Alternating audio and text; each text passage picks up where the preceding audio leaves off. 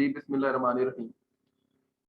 हमारा जो सब्जेक्ट चल रहा है about public service commission lecture ship की प्रिपरेशन के लिए, उसमें आज का जो हमारा टॉपिक है वो स्पोर्ट्स मेडिसिन है और इसको स्पोर्ट्स ट्रॉमा एंड रिहैबिलिटेशन भी बोलते हैं, इसको स्पोर्ट्स इंजरीज भी बोलते हैं।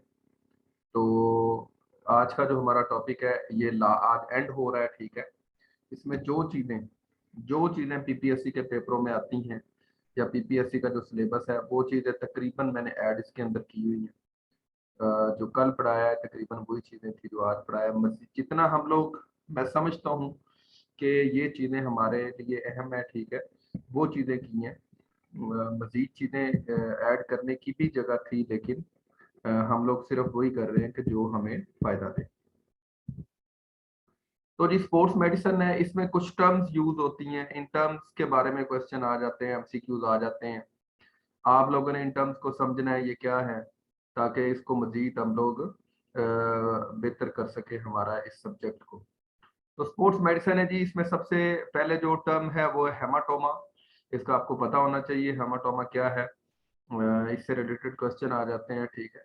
दरअसल हेमाटोमा जो है वो किसी भी ब्लड वेसल, चाहे वो कैपिलरी हो, चाहे वो आर्टरी हो, चाहे वो वेन हो, किसी भी ब्लड वेसल में से ब्लड का निकल के बाहर आ जाना और आके कहीं पे जमा हो जाना, इसे हेमाटोमा बोलते हैं। हेमाटोमा क्या है? When the blood accumulate somewhere in your body out of the vessels, तो इसे हम लोग हेमाटोमा बोलते हैं, ठीक है। तो ये स्पोर्ट्स इंजरी के अंदर आम तौर पे हो जाता है। आप डायरेक्ट किसी के साथ आप हिट करते हैं, आपको बॉल लग गई है या आप किसी के अंदर हिट कर गए हैं, ठीक है, आप गिर गए हैं, ठीक है, तो हेमाटोमा आप लोगों को क्या है, हो सकता है।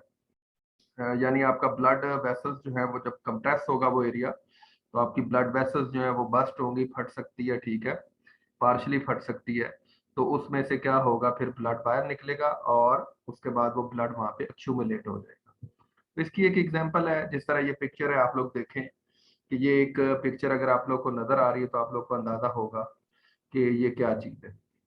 ये देखें, ये एक ऐसी जगह बॉडी की है जहाँ पे बॉल लगी हुई है, और उस बॉल लगने के बाद आप लोग देखें तो ये वाला जो एरिया है, ये वाला एरिया हमें बता रहा है कि यहाँ पे ब्लड बाहर निकला है और निकल के आके जमा हुआ। तो इस तरह की इंजरी में जो शक्ल होती है, इस तरह की इंजरी की, ये हेमाटोमा इसे बोलते हैं, ब्लड बाहर आ जाता है, ठीक है। और नेक्स्ट हमारे पास जो है एक टर्म है हेमोरेज। हेमोरेज क्या है जी? हेमरेज है जी ब्लीडिंग। लफ्ज एक है ब्लीड, जब ब्लड निकल रहा होता है, निकल रहा है बॉडी के अंदर से ब्लड बह रहा है, ठीक है, बॉडी के अंदर से ब्लड बह रहा है अंदर ही अंदर, ठीक है, तो उसे हम लोग क्या बोलते हैं, हेमरेज बोलते हैं। हेमाटोमा और हेमरेज, हेमाटोमा है ब्लड निकलना, बहना, और बहने के बाद एक जगह पे इकट्ठे हो जाना।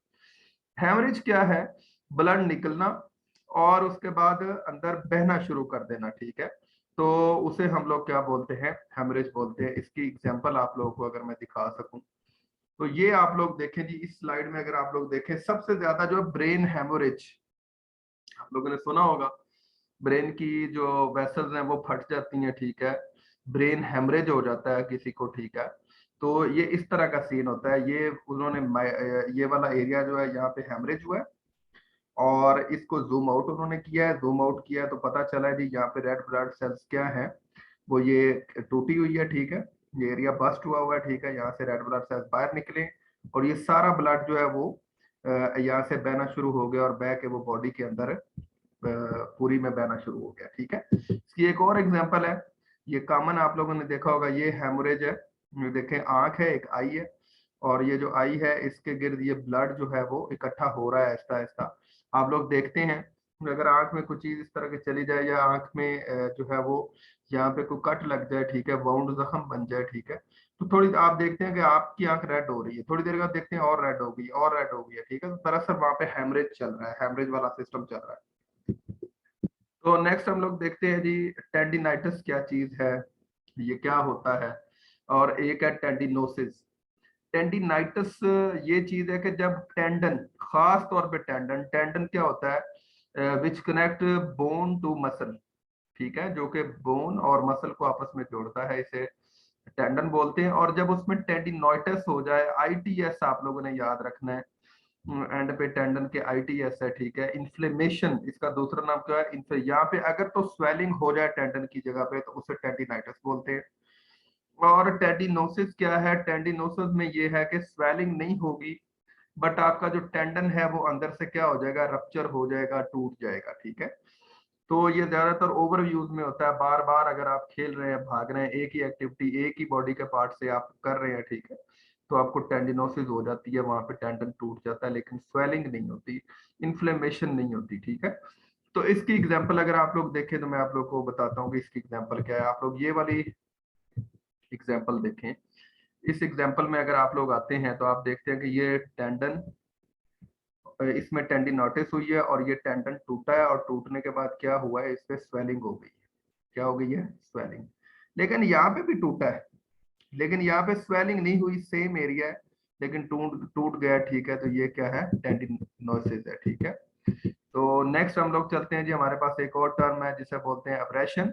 और अब्रेशन में क्या है जी, हम लोग देखते हैं the wearing away of something as happen to skin.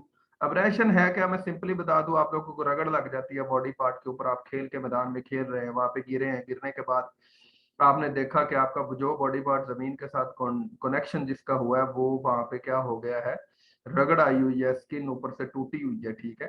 तो ये अब्रेशन है। इसकी एग्जांपल अगर मैं आप लोग को दिखाऊं तो ये है, जिस तरह आमतौर पे कॉमन एब्रेशन है जी, नी एब्रेशन इसे बोलते हैं, हमारी सॉरी एल्बो एब्रेशन बोलते हैं, और नी पे भी एब्रेशन कॉमन है और एल्बो पे भी कॉमन है, इस तरह की हमारे सीटें आ जाती हैं, ठीक है। तो इसे एब्रेशन बोलते हैं। और हमारे पास टर्म है, उसका नाम है कंट्यूशन। कंट्यूशन क्या चीज है, कंट्यूशन जो है a bruise caused by a direct blow which may cause swelling and bleeding in muscles and other body tissues, ठीक है। ये क्या हुआ है जी, अगर डायरेक्ट कोई आपको चीज आके हिट की है, ठीक है, और अंदर ही अंदर जो है आपको स्वेलिंग भी होगी या ब्लीडिंग भी होगी, लेकिन स्पेसिफिक मसल, टेंडन के ऊपर नहीं, स्पेसिफिक मसल के ऊपर, तो इसे कंट्यूशन बोलते हैं। और यहाँ पे इसकी शायद मैंने एक आध एग्जांपल भी डाली हो, लेकिन नहीं डाली, चलिए कोई बात नहीं। तो ये भी इससे मिलती जुलती है। नेक्स्ट है विप्लैश। क्या चीज है, विप्लैश भी एक टर्म है, स्पोर्ट्स मेडिसिन के अंदर बोली जाती है, स्पोर्ट्स इंजरीज के अंदर बोली जाती है। ये इंजरी टू द नेक, गर्दन में ये अक्सर स्पेसिफिक किया गया है इसको। अगर आपको जर्क लग गई है, अचानक आपका गर्दन पीछे की तरफ हो गई है, अचानक ज्यादा आगे की तरफ हो गई है, तो क्या हो सकती है, आपको जो है वो विप्लैश हो सकता है। इस तरह की कोई शक्ल बन सकती है, ये देखिए, या ज्यादा आगे चली जाती है या ज्यादा पीछे, ये नॉर्मल है। तो होता क्या है, ये जो हमारा सर्वाइकल रीजन है, जिसमें 7 वर्टिब्रास होते हैं, इनके जो साथ अटैच्ड मसल्स है, मसल्स क्या होते हैं, वो टूट सकते हैं, उनमें ब्रेकेज आ सकती है, ठीक है। तो ये इस तरह की इंजरी होती है। अच्छा जी, आगे हम लोग चलते हैं। ये हमारी थी जी टर्म्स। इन टर्म्स को आप लोगों ने याद रखना है, कहीं भी किसी भी जगह पे ये आ सकती हैं, आप इनको अच्छी तरह याद रखेंगे और उसके बाद इनको अप्लाई करेंगे अपने तमाम टेस्ट में। और कहीं पे आपको बताना पड़ जाए, कहीं पे आपके सामने इंजरी हो जाए, तो आप किस तरह मैनेज करेंगे। कुछ आगे थेरापीज है जी, मैंने कुछ थेरापीज ऐड की हैं। ये वो थेरापीज हैं जो कि आपको इंजरीज होने के बाद रिकवरी में जब आप जाते हैं, रेस्ट एंड रिकवरी में जाते हैं, तो उसमें हेल्प आउट करती हैं। पीपीएससी के सिलेबस में है ये, उनके जो क्वेश्चन बैंक है उसमें मौजूद है, तो इसलिए इनको थोड़ा बहुत याद रखना पढ़ना बड़ा जरूरी है। तो ये भी मैंने ऐड किया जी। कॉन्ट्रास्ट बाथ थेरापी है, जिस तरह है क्या जी, पहले तो आप इसकी साइंस समझ लें। इसमें है क्या जी, इसमें एक आपने नीम गर्म पानी लेना है और एक आपने ठंडा यख पानी लेना है, ठीक है। दो, ये जिस तरह आप पिक्चर में देख रहे हैं, एक में ये नीम गर्म पानी है और एक में क्या है, ठंडा यख, ये बर्फ आप लोग देख रहे हैं पानी है। फर्ज करें आपको एंकल स्प्रेन हो गई है, आपको एंकल स्प्रेन हो गई है, जिस तरह मैंने कल बताया था, लिगामेंट आपका टूट गया है, या आपको वैसे ही आपके जो मसल्स हैं उसमें क्या हो गई है, स्टिफनेस हो गई है, ठीक है। तो आप ये वाला जो है वो इसको यूज कर सकते हैं। इसको करने के लिए वेरी सिंपल है, कोई इशू नहीं है। आपने जो है वो दो तरह के लेने हैं, दो तरह का जो आपने वाटर टब लेना है, ठीक है, जिसमें एक में बिल्कुल ठंडा पानी और एक में तकरीबन गर्म पानी आपने डाल देना है, ऐसा पानी जो बॉडी बर्दाश्त कर सके, यानी नीम गर्म, ठीक है। तो इसमें होता क्या है असल में, होता यह है कि जो हमारा सर्कुलेटरी सिस्टम है ना, वो जब आप ठंडे पानी में आपने अचानक पाँव रखा हुआ है और फौरी आप उसको गर्म में लेके जाते हैं, तो आप ऐसे समझ लें जैसे मसाज हो रहा है आपका। आपकी जो वैसोडाइलेशन है और वैसो कंस्ट्रिक्शन है, आपकी जो नालियां हैं वो क्या हो रही होती हैं, वो आपकी नालियां जो है वो एक दफा खुल रही होती हैं, ठीक है, और एक दफा बंद हो रही होती हैं। तो होता क्या है कि वो जो ब्लड रश करता है वहां पे, जब वहां पे नालियां जो वैसो डायलेट और वैसो कॉन्स्ट्रिक्ट हो रही होती हैं, तो ब्लड आता है, फौरी उसको वो धकेलती हैं हार्ट की तरफ। फिर वो हार्ट से ताजा जो है वो खालिस और प्योर ऑक्सीजनेटेड ब्लड और न्यूट्रिशन वाला ब्लड लेके आता है, ठीक है, उस एरिया तक जिस एरिया में आपको फटीज हो गई है, थकावट हो गई है। तो क्या होता है कि उससे जो जल्दी जल्दी जो ब्लड ऑक्सीजनेटेड आ रहा है और न्यूट्रिशन वाला आ रहा है, वो जब वहां पे पहुंचता है तो वो वाला एरिया जो है उसको राहत मिलती है, वो वाला एरिया जो है उसकी स्टिफनेस खत्म हो जाती है, उसका जो स्ट्रेंथ है वो वापस आना शुरू हो जाती है, फटीज खत्म होना शुरू हो जाती है। तो ये असल में इसके पीछे साइंस है कॉन्ट्रास्ट बार। एक और मैंने इसकी स्लाइड ऐड की हुई है, आप लोग इसको मजीद देखेंगे तो आप लोग को अंदाजा होगा। कॉन्ट्रास्ट बार थेरापी में क्या है जी, इसमें आपने हॉट बाथ हॉट गर्म से स्टार्ट लेना है, फिर उसको ठंडे में डालना है, फिर आपने गर्म में डाल देना है, फिर ठंडा है। तो इस तरह आप लोगों ने तकरीबन जो ठंडा पानी होगा उसका टेम्परेचर जो है वो आप अंदाजा लगा सकते हैं कि वो तकरीबन 4-5 सेंटीडिग्री ग्रेड, 0 सेंटीडिग्री ग्रेड के करीब करीब हो, 0 से 5 सेंटीडिग्री ग्रेड यानी ठंडा होगा, ठीक है। और हॉट वाटर जो होगा उसका तकरीबन 38-40 सेल्सियस होगा, यहाँ फॉरेनहाइट में दिया हुआ है, ठीक है। और ड्यूरेशन क्या है जी, 20 से 30 मिनट आपने ये काम करना है। कितने टाइम करना है? 20 to 30 मिनट्स, ठीक है। और अल्टरनेट एवरी 3 to 5 मिनट्स, और हर 3 से 5 मिनट बाद आपने ठंडे से पाँव निकालना है और गर्म से निकालना है और ठंडे में डाल देना है, और हर 3 मिनट के बाद फिर ठंडे से निकाल के गर्म पानी में पाँव डाल देना है। आगे एक और जी ऐसी टेक्निक है, थेरापी है जो कि हमें ये एलीट एथलीट में होती है, यहाँ पे नहीं होती, ठीक है। तो इसीलिए आप लोग को इसका अंदाजा नहीं हो पाएगा कि ये क्या चीज है, लेकिन शॉर्ट वेव डायथर्मी से बोलते हैं, और ये एलीट एथलीट में ज्यादातर काम करती है। और ये क्यों काम करती है? सबसे बेसिक इसका बुनियादी काम क्या है, अगर आपको मसल स्पेसिज्म हो गया, ठीक है, या आपके मसल्स में पेन है, ठीक है, तो ये वाली जो शॉर्ट वेव डायथर्मी है, ये अब वैसे इसकी डिटेल्स में पढ़ रहा था, ये बहुत सारी जगहों पे उन्होंने बैन भी कर दी हुई है, ठीक है। क्यों? क्योंकि इसमें जो वेव्स हैं, इलेक्ट्रोमैग्नेटिक वेव्स जो थी वो निकलती हैं, वो हमारे जो एरियाज होते हैं, जो सॉफ्ट टिश्यूज होते हैं बॉडी के, उनको डैमेज भी कर देती है, लेकिन ये यूज होती है। तो इसीलिए आप लोगों ने इसको थोड़ा सा ज़हन में रखना है। असल में ये हीट जनरेट करती है, आप ऐसे समझ लें इस्त्री एक तरह की है ना, इस्त्री, नीम गर्म इस्त्री, और आपकी पूरी बॉडी के ऊपर लगा रहा हो कोई बंदा, ठीक है। तो ये इस तरह का एक चक्कर होता है, ठीक है। तो इसमें लेकिन इसमें क्योंकि इलेक्ट्रोमैग्नेटिक वेव्स निकलती हैं, तो इस्त्री में वो वाला सीन नहीं है, ओनली हीट वेव्स होती हैं। इसमें इलेक्ट्रोमैग्नेटिक वेव्स होती हैं जो कि जाके हमारे जो मसल्स हैं उनमें वाइब्रेशंस करवाती हैं, कॉन्ट्रैक्शंस करवाती हैं, और वहां सेम काम वही हो रहा होता है, ब्लड जाता है तेजी से हार्ट की तरफ, जो कि उतनी तेजी से पहले नहीं जा रहा होता, ठीक है। और वहां से fresh oxygenated blood and nutrient वाला ब्लड लेके आता है, और उस एरिया को क्या करता है, रिकवर कर देता है। जी ये आवाज नहीं आ रही, आप सब लोग को आवाज आ रही मेरी? जी सर आ रही है। जी ठीक है। अच्छा जी, हाइड्रोथेरापी है एक, और एक थेरापी है जी जो कि आप लोगों को जिसका सामना करना पड़ सकता है। हाइड्रोथेरापी है वेरी सिंपल है। अगर मैं सीधा सीधा आप लोगों को बताऊं कि जब भी स्पोर्ट्स खेलने के बाद आप कहीं पानी है, पानी का तालाब है, ठीक है, पानी का जो है वो उसमें आप लोग जाके नहा लेते हैं कि स्पोर्ट्स खेलने के बाद, आफ्टर कूल डाउन करने के बाद, इसको भी कूल डाउन में आप शामिल कर लेते हैं। तो जो वाटर है उसकी कुछ जो है वो खसूसियात है, प्रॉपर्टीज है वाटर की, जो वो फायदा देती हैं इंसानी मसल्स जो हैं, जॉइंट्स जो हैं, उनको उनकी पेन जो है उसको रिलीव करवा देते हैं, ठीक है। तो थ्योरी इसके पीछे ये है कि जो वाटर है उसकी प्रॉपर्टीज है, बहुत ज्यादा प्रॉपर्टीज है। उसमें सबसे पहली प्रॉपर्टी हीलिंग की। जब हम नहाते हैं या हम स्पोर्ट्स खेलने के बाद अगर पानी के अंदर चले जाते हैं, ठीक है, तो वो हम हीलिंग प्रोसेस बहुत जल्दी स्टार्ट हो जाता है। वाटर जो है वो हील करवाना शुरू कर देता है हमारे जितने मसल्स टूटे हुए हैं या हमारे जॉइंट्स जो है वो उनको कोई इशू रप्चर हुआ है, ठीक है, या वहां पे पेन है, तो उसको बहुत जल्दी रीस्टोर करवा देती है, ठीक है, और हीट और एनर्जी का बैलेंस हमारी बॉडी के अंदर पैदा करती है, ठीक है। और हमारे जो मिनरल्स हैं और साल्ट्स हैं, मिनरल और साल्ट्स को हमारी बॉडी से उतनी तेजी से जितनी से वो बाहर निकल रहे थे निकलने नहीं देता वाटर, ठीक है। सो इस तरह जो है वो हमारा जो रिकवरी का प्रोसेस है वो बेहतर से बेहतर हो जाता है, ठीक है। तो आप फौरी अगर पानी के अंदर चले जाएं, तो वैसे पानी के अंदर बहुत सारे एलीट एथलीट्स हैं वो ट्रेनिंग भी करते हैं। क्यों ट्रेनिंग करते हैं? और वैसे जो बुजुर्ग होते हैं जिनकी उम्र 40 से 50 साल हो गई है और वो एक्सरसाइज करना चाहते हैं, तो स्विमिंग सबसे बेस्ट है। स्विमिंग इसलिए बेस्ट है, या वाटर के अंदर आप जब चाहते हैं एक्सरसाइज करने के बाद, वो इसलिए बेस्ट है कि वाटर जो होता है उसको वॉल्यूम जो होता है उसकी डेंसिटी जो होती है वो आप लोग को ऊपर उठाए रखती है, ठीक है।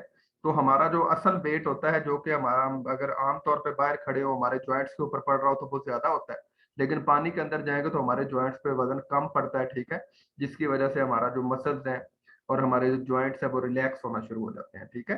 तो हमारा वेट जो है वो असल में वहां पे क्या हो जाता है, कम हो जाता है, ठीक है, पानी के अंदर जब हम जाते हैं। तो उसका फायदा ये होता है कि जो हमारे जॉइंट्स पे वेट पड़ रहा होता है वो क्या हो जाता है, वो कम पड़ता है, और वो इस तरह उसको रिलैक्स होने का मौका मिलता है और रिकवर होने का मौका मिलता है। नेक्स्ट अगर हम लोग जाएं तो हमारे पास एक आइस थेरापी है। आइस थेरापी का क्या काम है जी? आइस थेरापी जो है वो सेम आइस, यानी ओनली आइस अगर आप पैकेट्स में लें, आइस पैकेट्स मिल जाते हैं, तो उन आइस पैकेट्स को अगर आप एक्सरसाइज किया आपने, ट्रेनिंग किया आपने, मैच खेला है, स्पोर्ट्स खेली है, आपके मस आपको जो है वो स्टिफनेस हुई हुई है, ठीक है, तो आप आइस थेरापी का सहारा लेंगे, ठीक है। उसमें आप आइस पैकेट्स को अपने तमाम मसल्स के ऊपर आप थोड़ी थोड़ी देर के लिए जो है वो उसका मसाज करेंगे, जिससे आपकी पेन जो है वो डिक्रीज हो जाएगी। अगर आपकी बॉडी में स्वेलिंग है वो कम हो जाएगी, इन्फ्लेमेशन कहीं हुई हुई है वो कम हो जाएगी, आपके मसल्स की क्रैम्पिंग और स्पेसिज्म जो है वो बेहतर से बेहतर हो जाएगा, ठीक है। तो ये आइस जो है ये वाला काम करती है, तो इसको आप यूज कर सकते हैं, ठीक है। अक्यूट पेन इंजरीज के लिए ये बड़े अच्छा काम देती है, ठीक है, और सडन आपकी पेन को कम करती है, ठीक है, स्वेलिंग को भी कम करती है। और आफ्टर फ्यू डेज के बाद आप जो है बल्कि आफ्टर वीक में 2 से 3 दफा आप लोग ये कर लेना चाहिए अगर आप रेगुलर स्पोर्ट्समैन है। नेक्स्ट हमारे पास जी स्पोर्ट्स इंजरीज के अंदर ही एक और टॉपिक है हमारा सीपीआर जिसे बोलते हैं, कार्डियो पल्मोनरी रिसेसिटेशन, ठीक है। कार्डियो पल्मोनरी रिसेसिटेशन सीपीआर का ये मतलब है, ठीक है, और ये एक टेक्निक है। ये टेक्निक किन के लिए है और ये कैसे यूज करनी है, अभी हम इसको डिस्कस करते हैं। ये टेक्निक जी अगर अगर किसी को हार्ट अटैक हो गया, इलेक्ट्रो कॉशन हो गया, ठीक है, इलेक्ट्रोड बैलेंस खत्म हो गया, बंदा बेहोश हो गया, ठीक है, ड्रग ओवरडोज है, आपने एक की बजाय 4 गोलियां खा ली हैं, एक्सीडेंट कहीं खुदा न खास्ता आपका हो गया, ब्रेन स्ट्रोक हो गया, आपको डायबिटीज की वजह से आप सेंसलेस हो गए, आपको अचानक डायबिटीज का जो है वो शुगर जो है वो आपकी शूट कर गई है, ठीक है, चोकिंग आप जो है वो बिल्कुल ही चक्कर आना शुरू हो गए, आप लोग गिर गए हैं, ठीक है, पॉइजनिंग आपने जहर खा ली है, स्मोक इनहेलेशन आपने जो है वो धुएं में कहीं खड़े रहे हैं, ठीक है, तो क्या हुआ है कि आपका ऑक्सीजन कम हो गया, कार्बन डाइऑक्साइड वहां ज्यादा थी, ठीक है, जिसकी वजह से आप बेहोश हो गए। एपिलिप्सी यानी आपको मिर्गी का खुदा न खासा दौरा पड़ गया, ठीक है, सफोकेशन हो गई है आपको कहीं पे, सफोकेशन मीन के वहाँ ऑक्सीजन कम हो गई थी, ज्यादा लोग थे, ऑक्सीजन ज्यादा यूज होगी, कार्बन डाइऑक्साइड कम हो गई है। ड्रोनिंग आप डूब रहे हैं, डूबने के बाद आप लोगों को बाहर निकाला है और आपका अभी तक जिंदगी आपकी बचाई जा सकती है, तो फिर ये वाला प्रोसेस आप सीपीआर करते हैं, कार्डियो पल्मोनरी रिससिटेशन, ठीक है। अब ये करते कैसे हैं जी? इसमें एक रेस्क्यू वाले जो है उनको पता होता है, वो कैब, CAB कैब, कैब जो है वो इसका सहारा लेते हैं। कैब का मतलब, सी का मतलब होता है compression, push hard and fast on the centre of the victim just, आप सीधा लिटाते हैं जो विक्टिम है, पेशेंट है उसको, और इस तरह अपने हाथ जो है वो क्या कर लेते हैं, इस तरह अपने हाथ रखते हैं, ठीक है, और इस तरह दोनों हाथों से क्या करते हैं, उसके सीना जो चेस्ट है, हार्ट, और ये जो हार्ट वाला एरिया जो हमारा ट्रंक एरिया, इसके ऊपर आप दबाव डालते हैं, ठीक है, पुश करते हैं, ठीक है। और नंबर 2 है M in airway, tilt the victim head back and lift the chin to open the airways, आपने सीधा लिटा देना है बंदे को, ठीक है, विक्टिम को, और उसका जो ये चिन्ह है इसको ऐसे ऊपर करना है ताकि ये वाला जो हवा अगर रुकी हुई है किसी वजह से, हवा अंदर नहीं जा रही, कोई जख्म हो गया, कोई अंदर ब्लॉकेज आ गई है, ठीक है, मुंह में, तो वो वाला एरिया है, रास्ता क्या हो जाए, खुल जाए, और आप अपने फिंगर जो है उससे उसके मुंह को साफ भी कर सकते हैं, ठीक है। और बी का मतलब है ब्रीथिंग, आप मुंह से मुंह लगा के उसको ब्रीथिंग भी उसकी बहाल कर सकते हैं, उसको जो है वो अंदर प्रेशर डेवलप करेंगे आप लंग्स में, एलोवेलाई में, ठीक है, ताकि उसका जो ब्रीथिंग रेट है या जो उसका सिस्टम है, रेस्पिरेटरी सिस्टम है, वो क्या हो जाए, एक्टिव हो जाए। कैप कंप्रेशन थेरेपी और ब्रीथिंग से आप भाई, ये आप अपने माइक ऑफ कर लें, जो किसी का माइक ऑन हो गया मुझे तो समझ नहीं आ रहा भाई, माइक अपने ऑफ कर लें।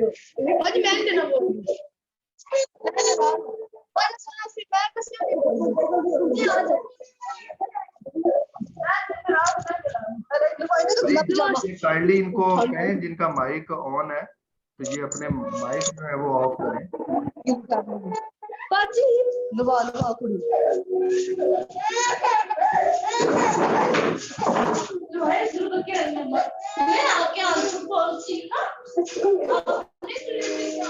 भाई ये माइक अपने जो है वो ऑफ करें। भाई ये कौन है? शहजाद अली, मुझे लगता है इसका माइक ऑन है। सर किसी कमल का ऑन है, कमल है उसका नाम। कोई कमल साहिबा है सर, उनका माइक ऑन है। आप उन्हें रिक्वेस्ट करें जी, हमारा तो काम ही दरमियान में रह गया सारा।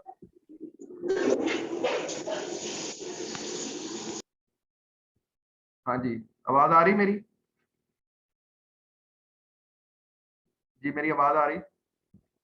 जी जी सर, जी सर आ रही है। जी, तो आप कैब यूज कर सकते हैं जी, CAB कैब का तरीका है। कंप्रेशन आप दे सकते हैं, एयरवे जो है आप उसका बहाल कर सकते हैं, ठीक है, अगर मुंह में ब्लीडिंग हो गई है, ठीक है, कोई चीज डस्ट वगैरह अंदर चली गई है किसी एक्सीडेंट की वजह से, और फिर आप ब्रीथिंग उसकी बहाल कर सकते हैं प्रेशर डिफरेंस डाल के, ठीक है, मुंह से मुंह लगा के। मैं आप लोग को बताता हूँ कि ये कैसे होगा। ये देखे आप लोग जी, सबसे पहला जो हम लोगों ने पढ़ा है जी CPR में, हमने सी पढ़ा है, उसमें सबसे पहले क्या है, कंप्रेशन। सेम इस तरह आपने विक्टिम को जो है वो लिटाना है, और जैसे मैंने हाथों की पोजीशन बनाई थी उस तरह आप लोगों ने जो हमारा ट्रंक एरिया यहाँ पे रख के जो है 30 कंप्रेशन 30 दफा दबाना है आपने, यानी कि आपने दबाना है 1 सेकंड के लिए, फिर आपने होल्ड करना है, फिर जोर से दबाना है 1 सेकंड के लिए। 30 कंप्रेशन आपने एट अ टाइम करने हैं। तब तक करना है जब तक पेशेंट का सांस बहाल ना हो जाए। वो सांस बहाल होगा, आप लोग को फौरी अंदाजा हो जाएगा सांस बहाल हो गया, उसे खांसी आएगी, और खांसी आने के बाद वो दोबारा से सांस लेना शुरू कर देगा और होश में आना शुरू कर देगा, ठीक है। तो 30 कंप्रेशन आपने करने हैं तकरीबन 1 मिनट के अंदर, और 1 मिनट के बाद भी अगर होश नहीं आता तो आपने पूरा 1 घंटे तक मिनिमम आप अपने कंप्रेशन कर सकते हैं जिंदगी वापस लाने के लिए किसी भी इस तरह के विक्टिम के। और रेस्क्यू ब्रीथ क्या है जी? रेस्क्यू ब्रीथ में आपने अपना मुंह से मुंह लगा के ये थोड़ी जो इसको दबा के आपने क्या करना है, जोर से अपने सांस से बाहर से लेना है और उसके मुंह में जोर से सांस डालना है ताकि उसके एलोवेलाई जो है, लंग्स जो है, वहां पे प्रेशर डिफरेंस हो। अगर वो चिपके पड़े हैं तो वो क्या हो जाए, वो बहाल हो जाए, ठीक है, और सांस चलने का जो अमल है वो दोबारा से कंटिन्यू हो जाए। इसी में ही एक चीज है जी जो कि उधर नहीं थी, एक ऐसा बंदा जिसको कार्डिक अरेस्ट हो जाए, स्पोर्ट्स में ये शामिल है। कार्डिक अरेस्ट ये एक चीज है, इस बंदे को भी आप कैब यानी कंप्रेशन और एयरवे के जरिए, ठीक है, और आप इन जो CPR है इसके जरिए इसका सांस बहाल कर सकते हैं। अब ये कार्डिक अरेस्ट क्या है जी? एक नई चीज आ गई है, इसको हम लोग देखते हैं जी। कार्डिक अरेस्ट दरअसल मैंने आप लोग को बताया था, हमारी पूरी बॉडी के अंदर जो भी सिस्टम्स चल रहे हैं, जितनी भी पैगाम रसानी हो रही है, जितने भी सिस्टम ऑटोनोमिक नर्वस सिस्टम के जरिए चल रहे हैं, ठीक है, जो कि इनवॉलंटरी चल रहे हैं, ठीक है, उन सब को कंट्रोल कौन करती है? इलेक्ट्रिकल सिग्नल्स जो हैं वो जो ब्रेन से निकलते हैं वो कंट्रोल करते हैं। तो सम टाइम एक है हार्ट अटैक, एक है कार्डिक अरेस्ट, ये दोनों अलग चीजें, मैं अभी क्लियर करता हूँ ये दोनों है क्या चीजें।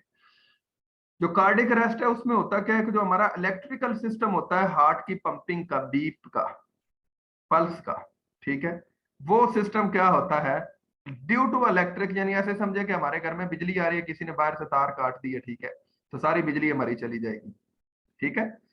तो इस तरह सेम इलेक्ट्रिकल सिस्टम जब हमारा खराब हो जाता है तो हमें कार्डियक अरेस्ट आता है, जिसमें हमारा जो है वो हार्ट बीट चली जाती है, पल्स रेट चला जाता है। लेकिन ये क्यों आता है? ये इसलिए आता है, माल फंक्शनिंग होती है, abnormal heart rhythm such as ventricular tachycardia, मैंने टैचिकार्डिया आप लोगों को पढ़ाई थी बीमारी, ठीक है, और वेंट्रिकल फाइब्रिलिएशन, यानी अचानक से आपकी हार्ट बीट बहुत तेज हुई और बस्ट हो गया काम, ठीक है।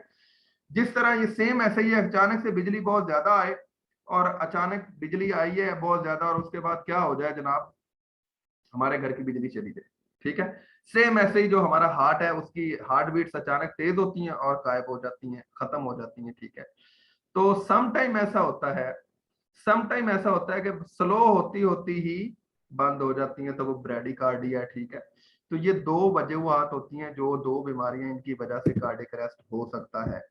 अब डिफरेंस क्या है जी कार्डियक अरेस्ट और हार्ट अटैक में? अभी मैं आप लोगों को बता देता हूँ। कार्डियक अरेस्ट होता है जी इररेगुलर हार्ट बीट की वजह से, यानी इलेक्ट्रिकल सिग्नल्स ना मिलने की वजह से, हार्ट बंद हो जाना, हार्ट की पंपिंग जो है उसका बंद हो जाना।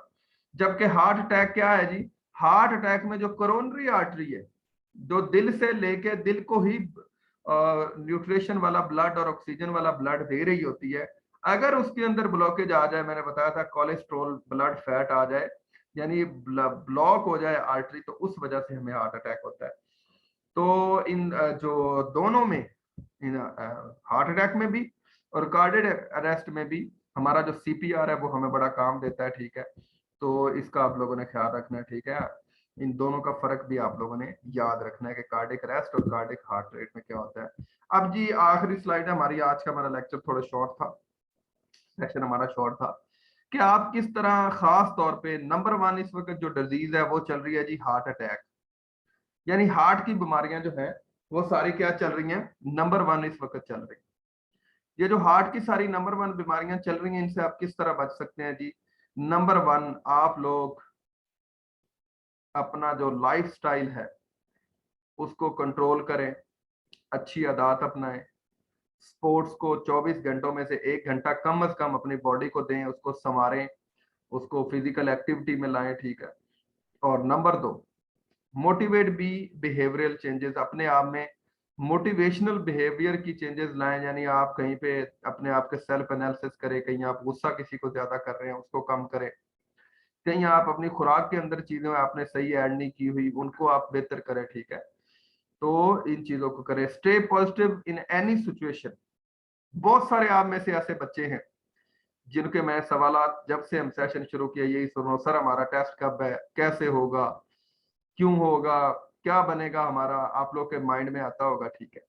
तो हमेशा स्टे पॉजिटिव, और हमेशा मैं एक चीज कहता हूं कि आप लोग मुश्किल से मुश्किल हालात में भी उम्मीद आप लोगों ने नहीं छोड़नी, पॉजिटिव रहना है कि चीजें इंशाल्लाह ठीक होंगी। किसी से गलती भी हो जाती है तो हमेशा कोशिश करें कि यही समझे कि उससे जो है वो जानबूझ के उसने नहीं की होगी, ठीक है, उसको दरगुजर करें, ठीक है। If needed help from family friends, आप अपने फ्रेंड्स से हेल्प ले सकते हैं, अगर आपको कोई इस तरह के मसाइल है उनके साथ आप शेयर करें, अगर आप किसी को इस काबिल समझते हैं, ठीक है, उनके साथ शेयर करें, उनको उनके साथ अपने दुख को बांटें, ठीक है। या फिर आप एक्सपर्ट्स होते हैं, वो आप लोगों को जो है आपकी बिहेवियरल चेंजेस करवा सकते हैं, ठीक है, और इस तरह जो है वो आप बेहतर हो सकते हैं, ठीक है। और हमेशा जो हमारा लास्ट का ये वाला पॉइंट है, ऑप्टिमिस्टिक रहें, ऑप्टिमिस्टिक लोगों से राब्ता रखें, जो हमेशा पॉजिटिव सोचने वाले हैं, आगे बढ़ने वाले हैं, ठीक है, चीजों में उलझते नहीं है, ठीक है। तो आपको हार्ट की प्रॉब्लम्स नहीं होंगी इंशाल्लाह, ठीक है। और जो कार्डिक अरेस्ट होता है, मजे की बात ये है, कार्डिक अरेस्ट, हार्ट अटैक ज्यादातर साइकी यही है कि जी थोड़े बूढ़े लोगों को होता है, बड़ी उम्र के लोगों को होता है, लेकिन कार्डिक अरेस्ट जो है वो यंग लोगों को होता है, नौजवानों को ज्यादातर होता है, ठीक है। इन सारी चीजों का आपने ख्याल रखना है। अगर आप लोगों के कोई सवाल है तो आप मुझसे कर सकते हैं।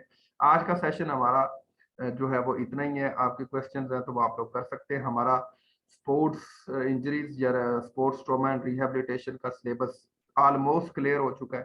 इसके अलावा इंशाल्लाह कोई सवाल यहाँ से अगर आया तो बिल्कुल भी नहीं, बाहर से नहीं आएगा, इन्हीं में से ही आएगा इंशाल्लाह जी।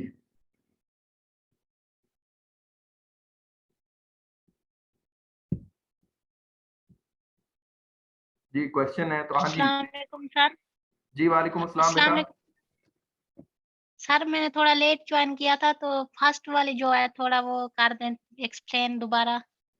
अच्छा फिर ये हमारी 40 सेकंड का सेशन है, ये खत्म हो जाएगा। क्वेश्चन मैं लेना चाह रहा था। सर थोड़ा सा बता दें बस। जी मैं बता देता हूँ। मैंने ये आप स्लाइड सर देखेंगे, जब आप स्लाइड देखेंगे तो वैसे ही आप लोगों को समझ आ जाएगी, क्योंकि मैंने 7 पिक्चर्स ऐड की हैं ताकि आप लोगों को समझने में आसानी रहे। तो हेमाटोमा होता है जी, अगर हमारे ब्लड बॉडी के अंदर कहीं से निकला या निकल के जमा हो गया तो उसे हेमाटोमा बोलते हैं। उसकी ये एक पिक्चर मैंने ऐड की हुई है। हेमरेज होता है जी, अगर ब्लड हमारी बॉडी से निकल रहा है और अंदर बह रहा है बह रहा है बह रहा है, ठीक है, तो उसे हेमरेज बोलते हैं, यानी ब्लड का बहना हेमरेज होता है। टेंडिनाइटिस क्या होता है जी, और टेंडिनोसिस, हमारा जो टेंडन होते हैं जो मसल को बोन से जोड़ते हैं, अगर इन दोनों में एक में टेंडन पे स्वेलिंग आ गई तो उसे टेंडिनाइटिस बोलते हैं। अगर सिर्फ वहां पे टेंडन टूटा है और वहां पे कोई स्वेलिंग नहीं आई तो उसे टेंडिनोसिस बोलते हैं, ठीक है। अब्रेशन क्या है जी, अब्रेशन आप लोग देखें तो ये स्लाइड मैंने ऐड की अब्रेशन की, कोई भी आप लोग को रगड़ आ जाती है बॉडी के ऊपर, ठीक है, तो उसे अब्रेशन बोलते हैं।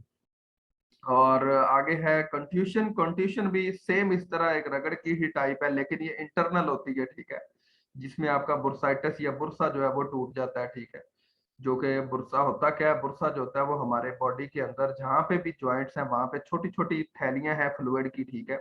वो थैलियां जो फ्लूइड की हैं वो हमें रगड़ से, इंटरनल रगड़ से बचाती हैं, तो वो टूट जाता है तो कंडीशन होती है। विप्लैश क्या होता है जी, विप्लैश अगर आपकी जो है वो गर्दन अब ज्यादा आगे की तरफ चली गई या पीछे की तरफ चली गई है तो सर्वाइकल रीजन के जो वर्टिब्राज होते हैं उनमें क्या आ जाता है, वो टूट सकते हैं वो वाले मसल्स, तो इस वजह से ये मसला हो सकता है जी। Thank you sir. जी जी। अच्छा जी, असाइनमेंट मैंने कल दी थी, आप सब लोगों ने की है वो?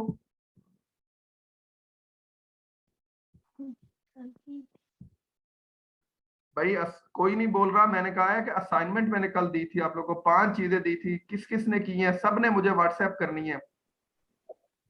जो काम आप अस्सलाम लोगों ने वालेकुम। किया मुझे दिखाना है आप लोगों ने। अस्सलाम वालेकुम सर। जी वालेकुम अस्सलाम। सर वो मुझे उसकी समझ नहीं आई थी ना असाइनमेंट की। वो मैंने क्लास में वो ग्रुप में बात भी की थी, पूछा भी था, लेकिन सही गाइड नहीं किया गया। तो अच्छा सर वो मैंने नहीं तैयार की। तो बेटा अब आपने दोबारा से मुझसे, बता दी। मेरा, मैं ग्रुप में ऐड हूँ, मेरा नंबर भी है वहां पे, आप मुझे व्हाट्सएप कर देना था, मैंने फौरी बता देना था, मैं बता देता होता हूँ। जी सर, मैंने कहा आपको डिस्टर्ब इतनी सी बात पे क्या करना, नहीं तो नहीं मैंने कोई कहा मसला नहीं है, मैं आप तो। कर सकते हैं। मैंने सिर्फ ये कहा हुआ है कि आप कर दिया करें, जो ही फ्री टाइम मिलेगा मैं बता दूंगा, कोई इशू नहीं। सर वो आप अगर मतलब हो सके तो आप वो शेयर कर दें, अगर आपके पास स्लाइड्स हैं जी तो मैं मैं अब जो कर आपने दूंगा, स्लाइड असाइनमेंट नहीं है दी। वो, मैंने सिर्फ लिखवाया था कि ये 5 चीजें करनी है, ठीक है। तो मैं अभी आप लोगों को सर वैसे आप रिटर्न भी इजी सेंड कर कर दें दूंगा स्लाइड्स ग्रुप वाले में। से। Sir thank you sir. जी सर मेरा एक सवाल है बट जी आज के बेटा। टॉपिक से नहीं है। जी बेटा कोई बात पानी नहीं। और जो सर पानी और जो फैट है वो लार्ज इंटेस्टाइन में स्टोर होती है, ना, जज्ब होती है मतलब। स्टोर नहीं होते, एब्जॉर्ब होते हैं हमारे। जज्ब जज्ब। जी, हमारी बॉडी का हिस्सा बनते हैं लार्ज इंटेस्टाइन में, बिल्कुल आप ठीक कह रही हैं। चलिए मैं सर यही पूछ, थैंक यू। जी जी, कोई और सवाल है तो करें, क्योंकि हमारे मीटिंग जो है वो 2 मिनट बाद एंड हो जाएगी ऑलमोस्ट। कल जी मैं आप लोगों को साथ साथ एक बात बता दूं, कल हमारा जो टॉपिक है वो है I think philosophy of physical education, philosophy of sports physical sports, I think philosophy of physical education ही है, ठीक है। तो कल हमारा वो टॉपिक है, इंशाल्लाह उसको कोशिश करेंगे कि उसके अंदर जो पीपीएससी के लिहाज से चीजें हैं ना, वो मैं कल ही आप लोगों को एक पूरे सेशन के अंदर उनको हम कवर अप करने की कोशिश करेंगे। ज्यादा चीजें नहीं है, लेकिन वो चीजें थोड़ी समझने वाली हैं, इसीलिए आप लोगों ने अपने माइंड को इस तरह बना के आना है कि हमने चीजें समझनी है, ठीक है। उसमें थेरीज हैं कुछ, तो उन्हीं से रिलेटेड ही कुछ सवाल आते हैं, तो इंशाल्लाह उसको हम करने की कोशिश करेंगे। अभी इससे रिलेटेड, कल से रिलेटेड कोई भी आपका सवाल है तो मैं आप लोग को अभी बता सकता हूँ। अस्सलाम सर वालेकुम अस्सलाम सर। वालेकुम। जी वालेकुम अस्सलाम। सर ग्रोइन मसल की समझ नहीं आई थी, जो जी आपने कहा था कि उसका एक ही नेम है। हाँ जी, ग्रोइन आपने वो देखा नहीं है, आपने सर्च नहीं किया? सर सर्च किया था बट समझ नहीं आ रही थी कोई खास उसकी। अच्छा चलें ठीक है, चलें ये आपको ग्रुप में मैं बकायदा ये सारी चीज, अभी मैं चाह रहा था कि आप सब लोग एक दफा ढूंढे ना, तो जब ढूंढ लेंगे तो आपको याद भी हो जाएगा। मैं तो सेंड कल ही कर देता, कल ही बता देना था मैंने आप लोगों को। तो चले इसको मैं मजीद अच्छी तरह इसकी एक कोई चीज निकाल के आप लोगों के साथ शेयर कर दूंगा। जी, एक और भी कोई सवाल कर रहा था अंदर से। अस्सलाम वालेकुम सर। जी वालेकुम अस्सलाम। सर मैंने आपसे ये पूछना था कि जो आप स्पेसिफिक जो पॉइंट्स थ्योरीज पढ़ा रहे हैं, हम इन्हीं पे अगर अगर इनको सर्च करें ना, तो इनकी भी बहुत ज़्यादा हिस्ट्री हो जाती है। जी जी अगर हम यूट्यूब पे सर्च करें, तो डेप्थ में चले जाते हैं और वही जो चीज़ें हम वहाँ से सर्च करते हैं और मोस्टली जब नेट पे एमसीक्यूज़ जो प्रीवियस पेपर के हैं ना, उनमें भी सारा काफ़ी डाटा हमारा